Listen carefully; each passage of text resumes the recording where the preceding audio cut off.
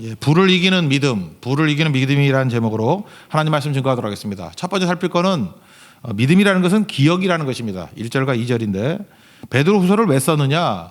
그 잠에서 깨어나라고 일깨우기 위해서 또 기억하게 만들려고 생각하게 만들려고 썼다라는 것입니다. 그러니까 기억이 중요한 거죠. 믿음은 기억에 기반을 두고 있다는 것입니다. 그럼 기억하기 위해서 필요한 것들이 뭐가 있겠어요? 들은 말씀이 있어야겠죠. 그래서 말씀을 들어야 기억할 거 아닙니까?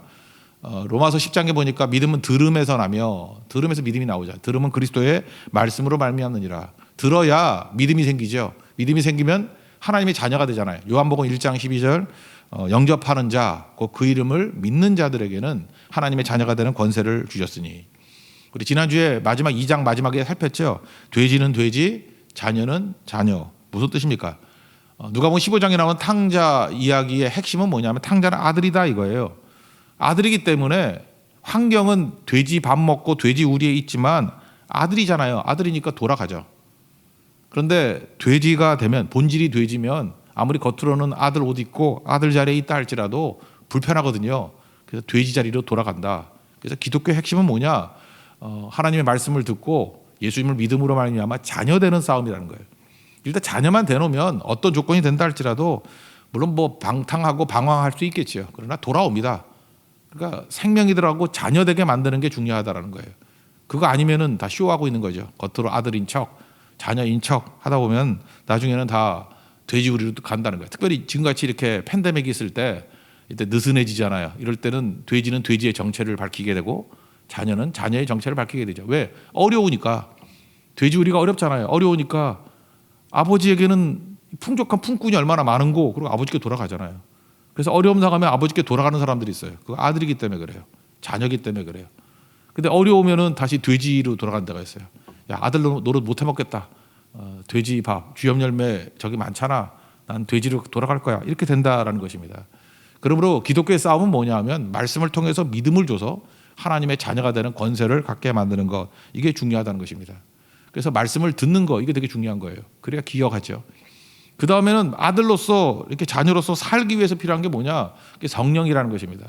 예수님의 그 처음 설교가 산상수훈이라고 그랬죠. 마태복음 5장, 6장, 7장. 예수님의 마지막 설교가 다락방 설교라고 보통 얘기를 합니다. 다락방 강화 이렇게 얘기를 하는데 설교란 뜻이에요. 서머니인데 그게 요한복음 14, 15, 16장이거든요. 근데 요한복음 14장에 보면은 그 16장도 그렇지만 성령에 관한 얘기가 엄청 많이 나옵니다. 14장 25절 보니까 성령이 우리에게 오셔서 하시는 일이 뭐냐? 내주하시는 성령이 하는 일이 뭐냐? 모든 것을 우리에게 가르치시고 내가 너에게 말한 모든 것을 생각나게 하신다고. 성령이 왜 중요합니까? 아들로서 생각나게 만드는 거예요. 말씀들이 생각나게 만드는 거예요. 그러니까 우리가 기억하게 사는 인생을 살기 위해서 필요한 게 뭐 두 가지입니다. 말씀을 들어야 되고 그래야 기억하죠. 또 하나가 뭐예요? 성령이 내주해 계셔야만 그 말씀이 생각나게 된다. 그러니까 결국은 뭐예요? 말씀과 성령이죠. 말씀 듣고 성령과 동행하는 인생. 그게 우리가 생각나게 하는 인생이다. 그런 뜻입니다. 3장 1절과 2절 읽겠습니다. 시작. 사랑하는 자들아 내가 이제 이 둘째 편지를 너희에게 쓰노니 이 두 편지로 너희의 진실한 마음을 일깨워 생각나게 하여 그 거룩한 선지자들이 예언한 말씀과 주 되신 구주께서 너희의 사도들로 말미암아 명하신 것을 기억하게 하려 하노라. 여기 보니까 둘째 편지는 베드로 후서라는 얘기겠고 그 다음에 앞부분 2절 보세요. 거룩한 선지자들이 예언한 말씀 이게 OT죠. 그 구약 성경. 그리고 주 되신 구주께서 너희의 사도들로 말미암아 명하신 것 이게 NT죠. 이게 뭐예요? 신약 성경. 그죠? 이게 구약 성경과 신약 성경 말씀이죠. 말씀을 들어야 신앙은 기억이 된다 이런 겁니다. 그러니까 자꾸 새로운 거 따지려고 그러면 안 되고 이미 주신 것을 기억하는 거 그게 중요하다는 것입니다. 제가 조금 전에 그 컴퓨터 성경 한번 쭉 찾아보니까 신명기 보면요. 신명기는 온통 기억하라로 도배돼 있어요. 기억하라, 기억하라, 기억하라. 뭐 몇 개 붙든다 그러면 5장 15절 너는 기억하라. 애굽에서 종되었던 것을 기억하라. 또 8장 2절 광야의 길을 걷게 하신 것을 기억하라. 또 12절 같은데 18절 같은데 보면은 여호와를 기억하라. 그가 너에게 재물 얻을 능력도 주셨다. 그러니까 사업을 할 때도 하나님 기억해야 된다. 뭐 이런 거죠. 그러니까 기억하라 기억하라 이게 신명기 전체 얘기예요. 새로운 세대를 향해서 말씀하는 게 뭐예요? 말씀을 들려주고 그들에게 부탁하는 유언과 같은 말씀이 뭐예요? 말씀 기억하고 살아야 된다. 신약 같으면 성령께서는 우리에게 기억하실 수 있도록 도와주신다. 그러니까 들은 말씀과 성령을 통해서 기억하라. 하나 더 보너스가 있다 그러면 어제 말씀을 통해서 알 수 있다 그러면 뭐죠? 몸으로 기억하는 거예요. 몸으로 기억하라고 하나님이 주신 게 성례입니다. 성례. 그래서 십자가의 복음이 되게 중요한 건데 이것도 몸으로 기억하라는 거예요. 그래서 떡을 나누고 포도주 잔을 나누면서 예수님 기억하라. 그죠? 이게 되게 중요한 거죠. 기억하라. 그래서 우리는 교육이라는 게 딴 게 아니에요. 우리는 그냥 끝까지 끈질기게 말씀을 듣고 계속 들어야 돼요. 그래 기억이 되죠. 그리고 성령 의지해야 돼요. 성령께서 나를 기억하게 만드시고. 그다음에 이렇게 새벽기도 나오고 이게 말씀 예배죠. 예배 훈련, 기도 훈련, 또 성교 훈련 이런 걸 통해서 기억하는 거죠. 지금도 많은 사람들 언제 성교 갑니까? 누가 성교 갑니까? 성교를 기억하는 자들이 가는 거예요. 그죠? 기억에 남아 있는 사람들은 이게 불이 꺼지지 않는 거라고. 근데 생짜배기들은 이제 못 가죠. 뭐 기억이 없으니까. 아예 기억조차도 없으니까. 그럼 되게 힘들어지는 거예요. 그러면 이게 2년 단절이 아니라 사실은 그 인생에 있어서는 10년 이상 단절이 될 수도 있고 참 힘들어지는 거거든요. 그러니까 하나님께서는 기억으로 일하신다는 것입니다. 그러니까 말씀, 성령. 또 한 가지 보너스로 얘기한다 그러면 본문은 없지만 몸으로 기억할 수 있는. 그래서 우리 교육은 기억에 있다는 거예요. 신앙은 기억에 있다는 거예요. 우리 기억을 통해서 불타는 믿음의 종 되는 축복이 임하기를 기원합니다. 그 다음 얘기는 뭐냐 하면 이제 핵심은 이거예요. 이제 사도 베드로가 순교를 앞두고 야, 이 교회 안에 이 가짜들이 와가지고 우리를 넘어뜨리는데 그 중에 하나가 뭐냐 하면 재림 신앙을 흔들흔들하게 만들고 종말 신앙을 조롱한다 그런 거예요. 교회 밖에 있는 사람들이 이거 조롱하겠어요? 교회 안에 있는 사람들이 조롱한다는 것입니다. 재림 신앙, 종말 신앙.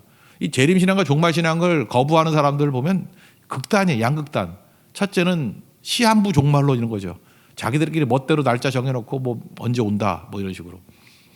그때 옵니까 안 옵니까? 절대 안 와요.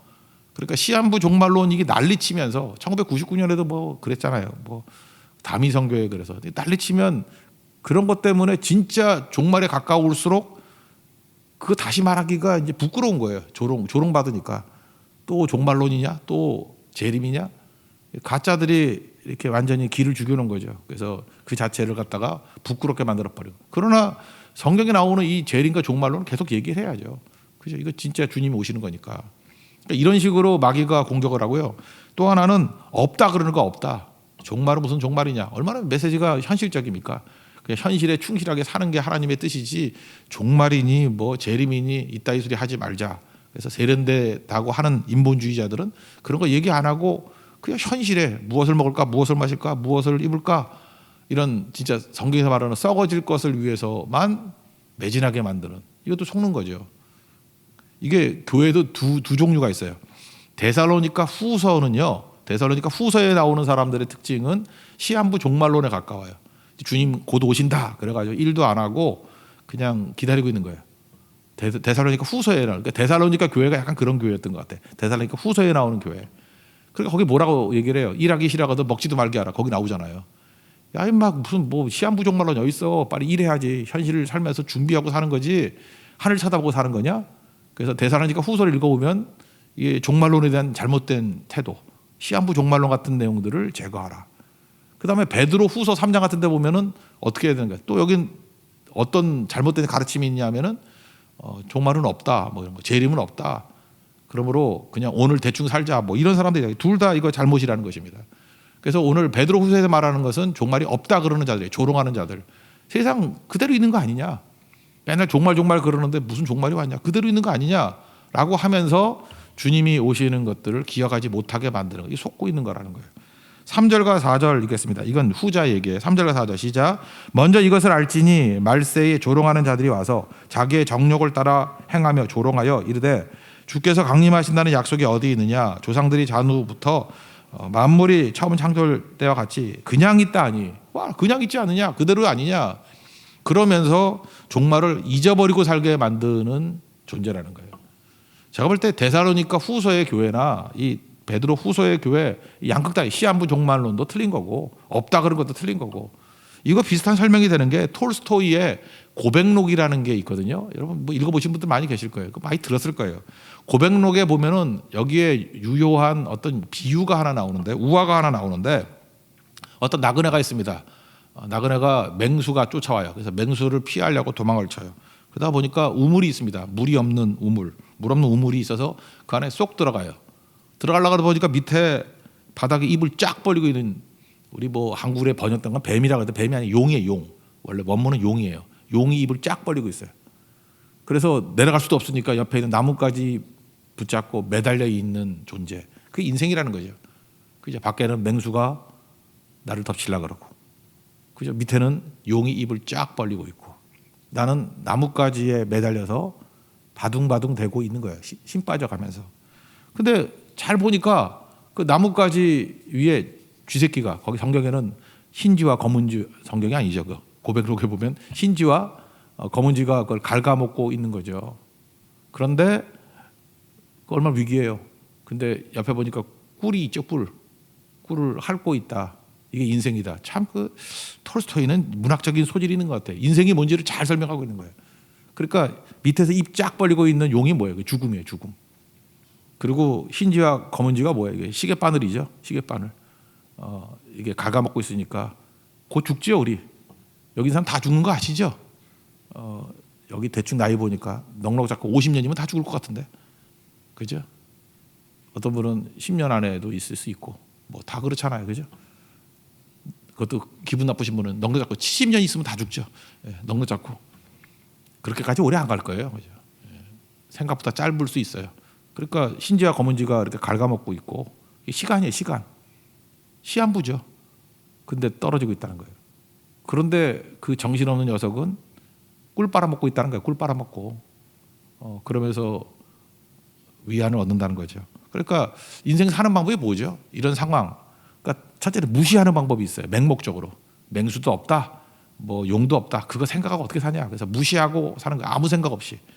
또 하나는 뭐예요? 쾌락이죠. 꿀 빨고 있는 거예요. 꿀 빨고. 꿀이 좋네 하고 다 잊어버리고 꿀만 생각하고 있는 거예요. 그것도 바보죠. 또 하나는 뭐죠? 자기 힘으로 이 뭐 용과 싸우겠다, 죽음과 싸우겠다, 맹수와 싸우겠다. 못 이기죠. 우리가 무슨 그런 힘이 있습니까? 네 번째가 우리 성도가 걸어야 될 일이죠. 사실 믿는 사람이 안 믿는 사람 둘 다예요. 인간의 약함을 아는 거예요. 약함을 알아가지고 어떤 사람은 자포자기하는 사람이 있어요. 뭐 생을 끊어버리고 인간은 무익하다. 어저께 얘기했지만 소세키 같은 일본 작가, 그죠? 자살을 택했잖아요. 이 사람은 진지하게 생각했던 거예요. 톨스토이만큼 생각했던 사람이에요. 그러니까 자살을 선택하고.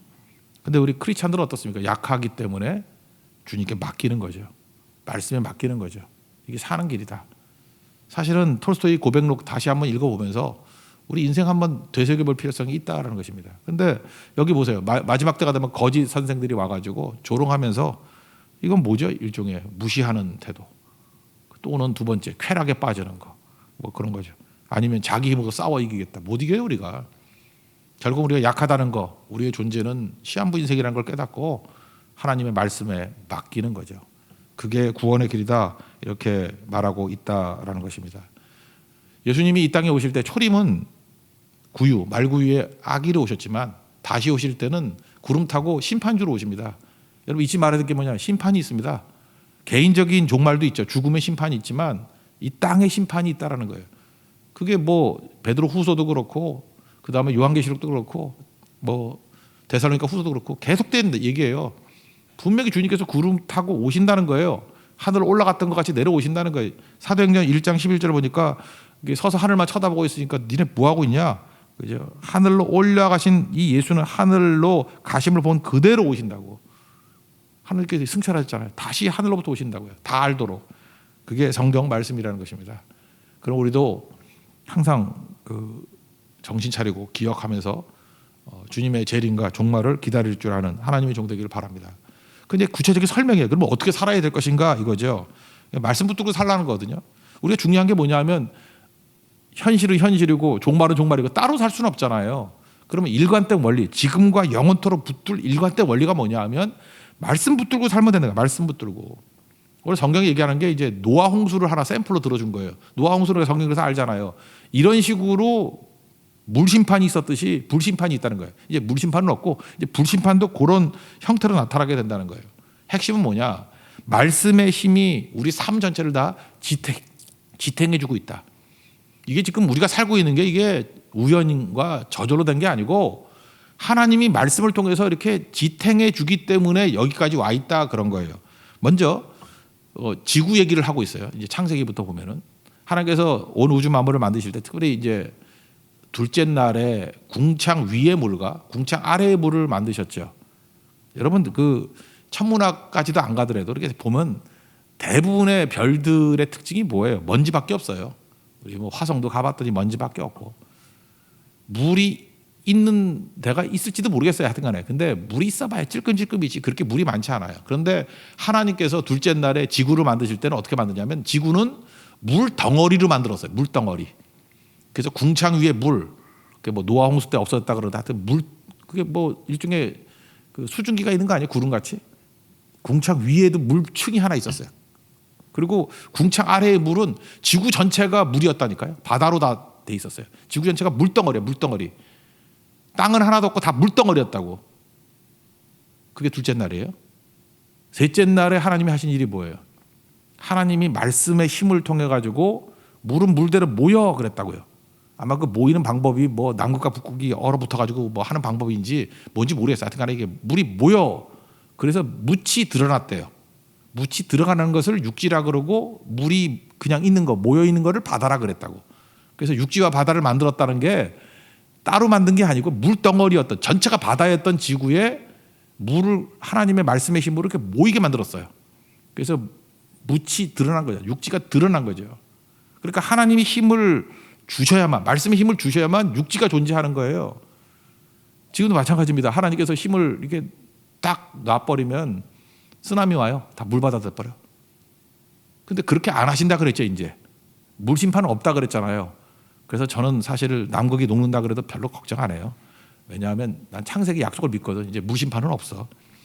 그렇게 넘어간다. 물론 뭐 낮은 데야 뭐 약간 침수가 되겠지. 일본은 약간 침수 되겠지. 그렇지만 죽을 정도, 다 죽을 정도로 그렇게는 안 하신다 그랬어요. 안 하신다고. 쓰나미가 왔다가는 가는 거지. 뭐 계속해서 뭐 노아 홍수 같이 뭐 1년 내내 이렇게 물이 잠겨 있거나 그런 거는 없을 거라고. 왜냐하면 성경의 약속이거든요. 근데 잘 보세요. 말씀 붙들었을 때 사람들이 뭐예요? 방주를 통해서 구원받는 길을 또 열어두셨죠. 그죠? 하나님께서 붙들어 주신 것도 말씀이고 또 심판을 하실 때에도 방주를 타면 그 심판을 해서 이길 수 있는 힘도 주셨죠. 그게 노아 홍수예요. 이제 마지막 때의 심판은 불심판이라는 거예요. 불심판. 저게 불심판이라는 거 이거 간단하죠. 하나님이 힘 빼버리면 다 불 되는 거예요. 아 여러분 별들 보세요. 별들이 다 불덩어리 아니야? 불덩어리? 금성도 왜 반짝반짝 빛나죠? 그게 불덩어리래요. 가면 몇천 도래 거기가 불덩어리죠. 인간이 어떻게 살아요? 그러니까 하나님이 힘을 주시니까 지금 살 수 있는 이 정도 온도가 되는 거지. 아니면 불심판이라는 건 그냥 불덩어리 된다라는 것입니다. 먼저 그 물심판 한번 읽어볼게요. 5절과 6절 한번 읽겠습니다. 시작. 이는 하늘이 옛적부터 있는 것과 땅이 물에서 나와 물로 성립된 것도 하나님의 말씀으로 된 것을 그들이 일부러 잊으려 함이로다. 이런 말미암아 그때에 세상은 물이 넘침으로 멸망하였을 지금 5절에 관한 말씀은 창세기 말씀이고, 그죠? 하나님께서 말씀으로 된 것, 말씀으로 묻이 성립됐죠. 물이 모여라. 창세기 1장 10절, 뭐 9절, 10절 그 얘기고, 그 다음에 6절 얘기는 뭐예요? 노아 홍수 얘기. 이거 싹 잊어버렸다는 거예요. 그러니까 하나님 말씀으로 붙들어 주지 않으면 가나안도 없고요. 하나님 말씀으로 붙들어 주지 않으면 우리 건강도 없어요. 여러분 건강하다 그런 게 뭐예요? 하나님이 말씀으로 붙들어 주니까 건강이 있는 거예요. 하나님 탁 놔버리면 우리는 어떤 바이러스도 견디지 못하고 어떤 질병도 이겨낼 수 없어요. 하나님이 날 지켜주신 거예요. 말씀으로 지켜주신 거예요. 그러니까 이기는 힘이 뭐예요? 지탱하는 힘이 뭐예요? 말씀이라고. 사업도 마찬가지예요. 사업 망하는 거고 순식간입니다. 하나님이 말씀의 힘으로 딱 붙들고 있으니까 문제가 없는 거예요. 놔버리면 끝나는 거예요. 놔버리면.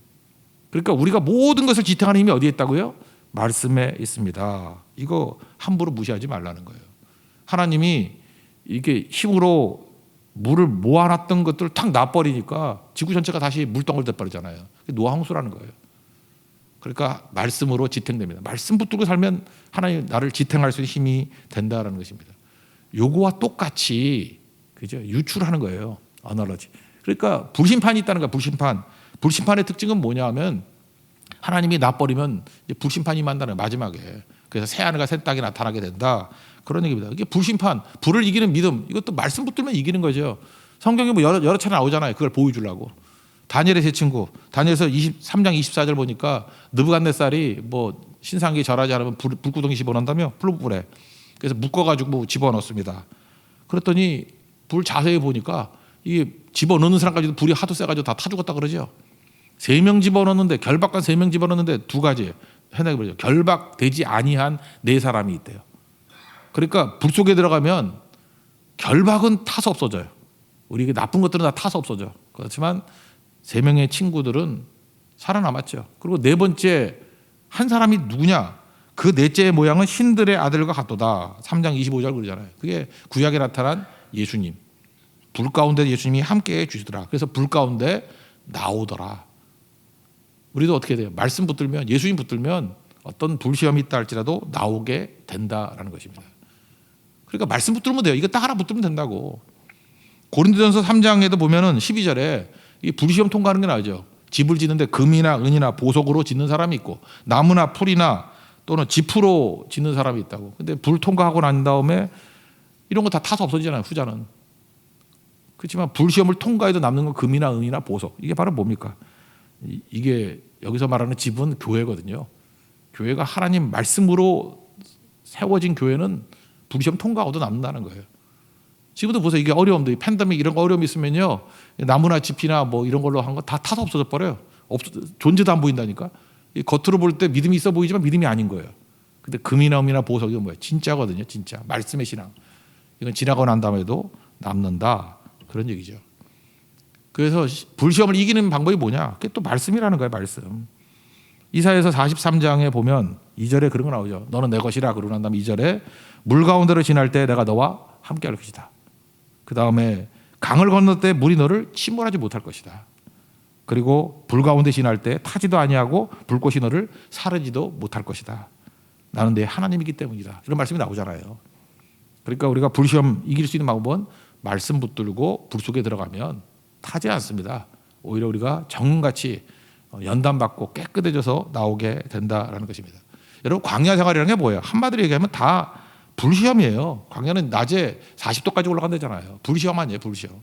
그때 구름 기둥으로 막아주셨죠. 밤엔 또 영하 5도까지 들어간대요. 불 기둥으로. 그죠? 우리 그러니까 불시험에 다 둘 다. 근데 광야를 이길 수 있는 힘이 어디에 있었습니까? 신명기 8장 3절 보니까 딱 이거 예수님도 인용했죠. 시험 받을 때 사람이 떡으로만 사는 것이 아니요. 이거 붙으면 돼요. 뭐 여러분 내가 머리가 나빠가지고 이제 다 못 외웁니다. 나이가 들어서 잘 안 외워집니다. 그러면 신명기 8장 3절 이거 하나 외우라고요. 사람이 떡으로만 사는 것이 아니요. 여호와의 입에서 나오는 모든 말씀으로 사는 줄을 내가 알게 하려 함이라. 이거 붙들면 돼요. 여러분 믿습니까? 그럼 불시험도 이기고요. 지탱하게 만드는 힘도 말씀. 불시험을 이기는 것도 말씀. 승리하게 된다는 것입니다. 지금 사도 베드로가 마지막에 얘기하는 게 그거예요. 야, 마지막 때 불시험 없다고 재림과 심판이 없다고 말하는 자들이 있느냐? 그거 속지 말고 그럼 어떻게 살아야 돼요? 말씀 붙들고 말씀 붙들면 우리의 삶의 모든 것들 현재의 삶을 지탱해 줘요. 그죠? 말씀 붙들면 노아의 삶을 지탱해 줘요. 그러다가 물심판이 임하거나 불심판이 임하면은 노아 때는 말씀 붙들 때 방주 타는 길을 열어주잖아요. 살아나요. 불시험에서도 우리를 살 수 있는 길을 방주 같은 방법으로 우리를 건져 주신다고. 그게 하나님의 길이라는 것입니다. 그래서 예수 믿는 사람들은 패턴이 간단합니다. 말씀 붙들면 지탱하는 힘이 있고 말씀 붙들면 불시험을 이기는 힘이 된다는 것입니다. 끝까지 말씀 붙들고 이길 수 있는 하나님의 거룩한 종 되기를 축원합니다. 예. 자리에 서려하겠습니다. 마라나타 찬양하겠습니다.